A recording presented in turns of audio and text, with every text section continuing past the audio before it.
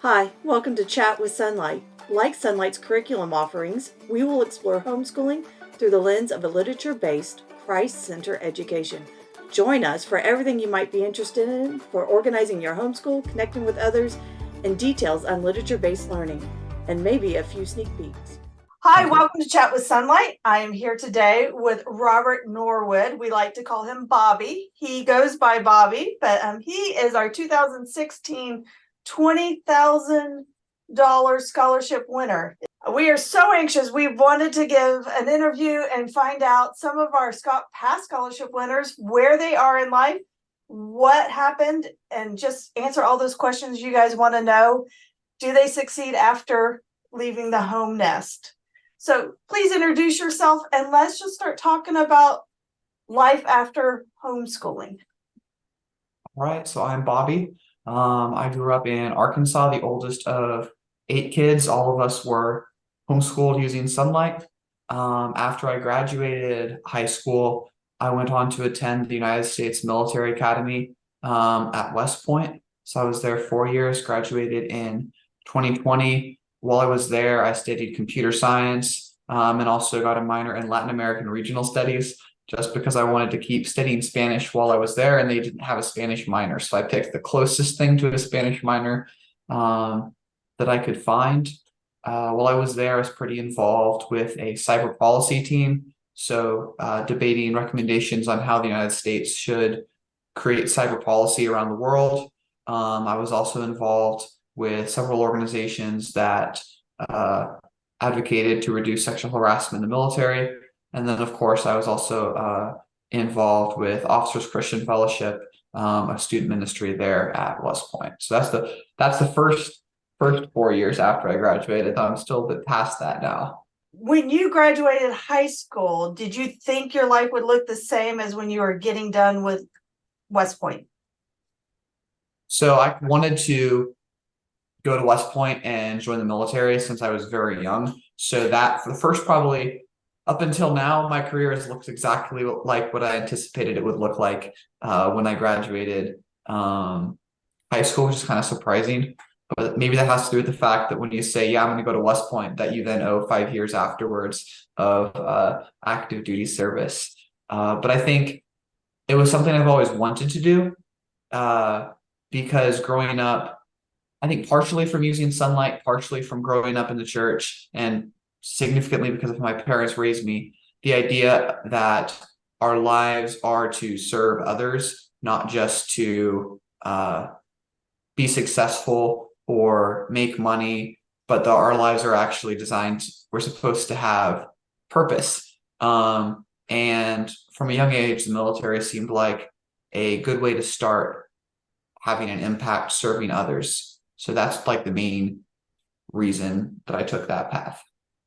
I'm going to tell you that's probably the hardest way to go and serve others. I'm just going to say, because you have a very worldly boss, and above that worldly boss, you have a very godly boss. And sometimes they don't mesh. So kudos to you. In fact, you have a quote.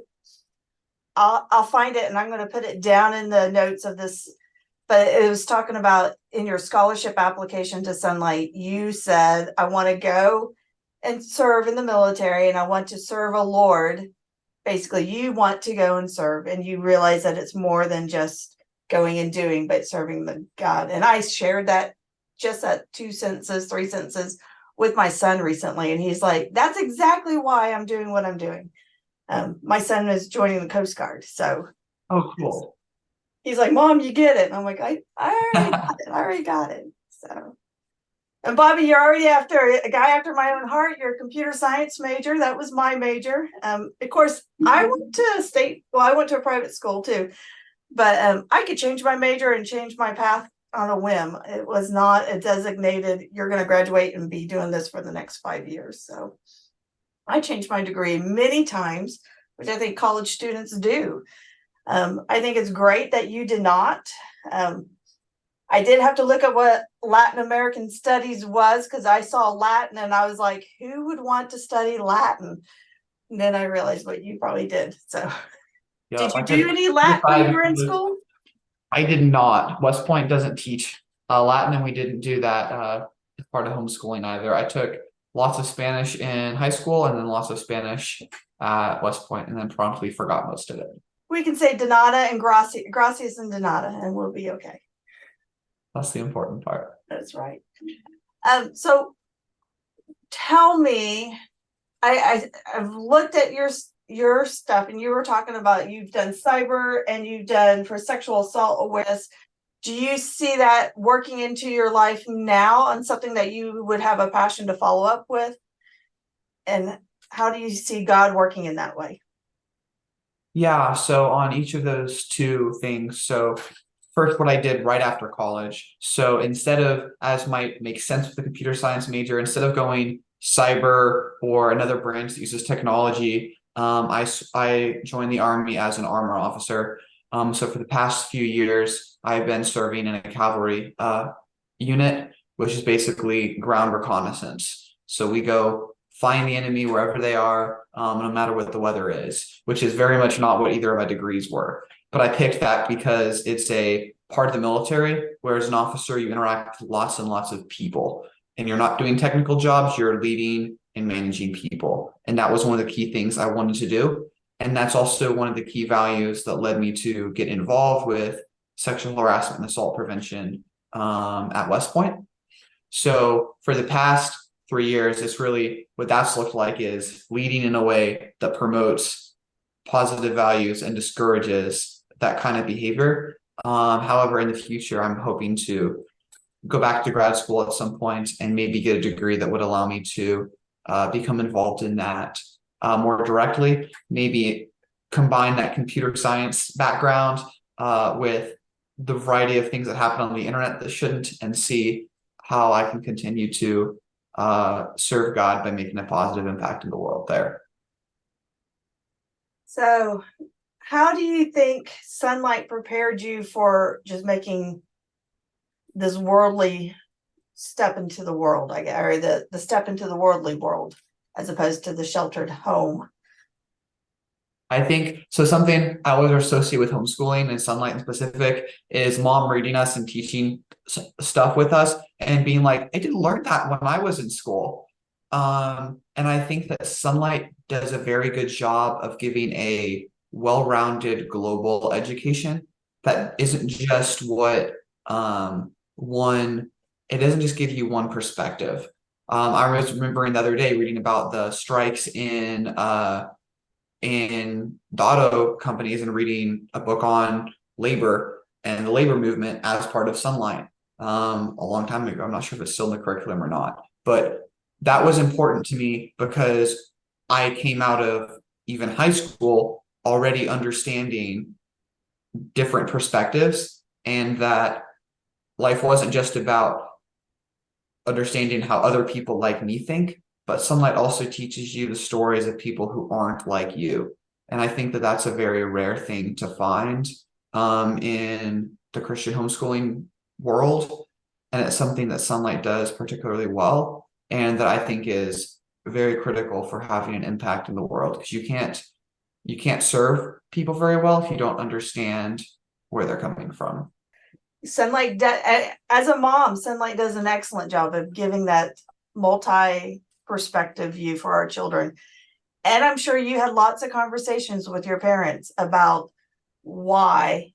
And it was some meaty conversations, not just get your homework done and be done. You are not in the position of children yet. I had told you I was going to ask you if you would homeschool your kids, but we'll leave that one for the next interview. So we'll wait for you to move on to that stage of life. Very random question for you. I noticed you graduated in 2020, which is like the year of COVID. Right. What was that like being at West Point in COVID? So we went home for spring break the first week of March 2020, and we did not come back for the rest of the school year. So we went home for spring break, not knowing what was going to happen. Like, we're going back in a week. And then in the middle of that week, the decision was made that we're not going to have everyone travel back from all over the United States to West Point. So we stayed and completed our last semester virtually. And then in June of 2020, we all traveled back to West Point and quarantined for 2 weeks in our room and then had a graduation ceremony, packed up all our stuff, and drove it home. So it was definitely disruptive, not really as disruptive as it was to everyone the next year who had to be at West Point while COVID was going on, but it was definitely not the way I was expecting to wrap up college.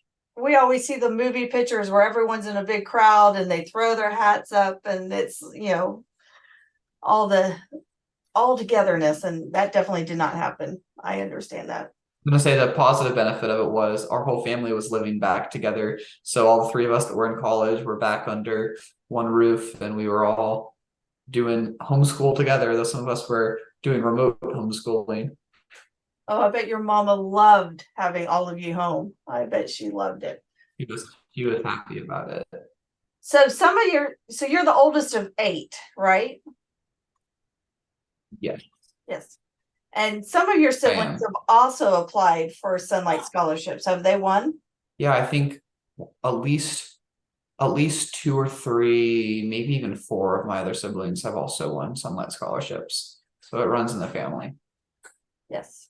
That's good because we're making some great scholars out of the Norwoods. Yes. I think my mom would agree. Your mom deserves a prize when she gets all 8 of you back. Take her on a cruise somewhere or do something fun. We'll do something. Yeah, because she graduates when that last one goes. I always tell moms as they're graduating their kid, this is really your graduation. You've done it now. Oh yeah, let's see. She's over halfway there. She's got 5, no, 6 of 8 are graduated high school. Oh, she's almost done. She's in that home stretch now. She is. So Bobby, is there so you've graduated from Sonlight, you've gone to college, one of the more prestigious, colleges to get into. If I remember right, it's like 2 of a state, 2 from every state, or has that changed? That plus a little bit, but yeah, it's very equally distributed across the United States. It's an elite group. And you've now come out and you're thriving in your units that you're with. And I know that you've traveled around a different basis from looking at your resume. I want to just put out, I'm an Alabama gal. Well, I live in Alabama. I'm not an Alabama gal. So I know you're down in Georgia, real close to where I like to be. And you're not far, your mom's not far from me. So, is there any place you would want to go move to that, maybe there's a memory from a Sonlight book that you would want to go visit that you haven't gone to yet? I think I've enjoyed, so obviously I went to school in New York. I've been in Colorado for the last few years. I spent a year in Georgia, grew up in Arkansas. So I think now, honestly, I want to go back to the Northeast and live there, not at West Point for a couple years. That sounds fun just because that's where lots of the history, at least the American history part of West Point, or not West Point, of Sonlight was. So that'd be fun to see. I don't know if I want to live on the West Coast. That I think seems too spread out. Colorado's already pretty isolated. The West Coast is beautiful to visit, and there's still It a lot of is. history in that. It But I just came home from a trip in Maine, and I love going up there to see the Northeast. I don't want to live up there. There's too many. Everyone's really close. I'm a country gal, so I was like, I like to have some space between me and neighbors.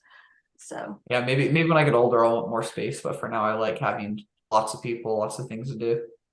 I was gonna say that's in your age. I wanted to live in Chicago downtown when I was coming out of college. So instead, I went to Crane Naval Base in the middle of Indiana where there's nothing, and that's where I went to go work. So, well, Bobby, do you have any advice if you were to talk to any high schoolers that are looking at doing Sonlight? Is there advice you would give them that you wish you had known or thought about before you started high school? Which you excelled, but not all of us are Bobbies.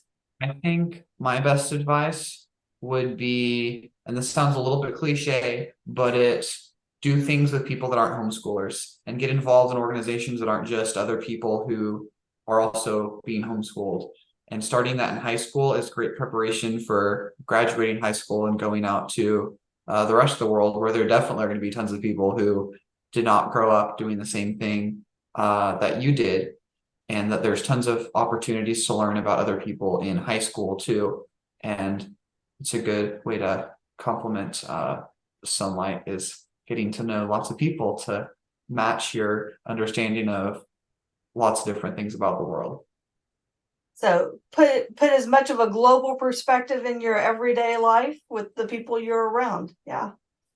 That is very good. I was expecting you to say, trust the process, follow the IG. So if you had advice to a parent thinking of using Sonlight for high school, a lot of times parents will come in and like, oh, Sonlight's great, but once I get to high school, I'm going to go to a more rigorous curriculum. What's your thoughts on that?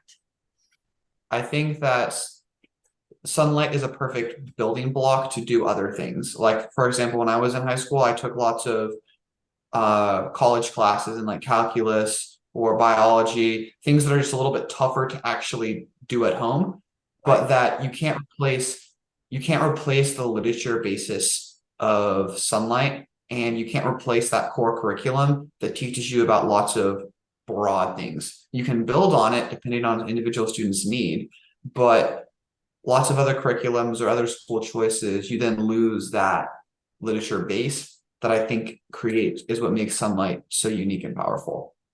So, but thank you so very much for making time for me. I appreciate it. Of course.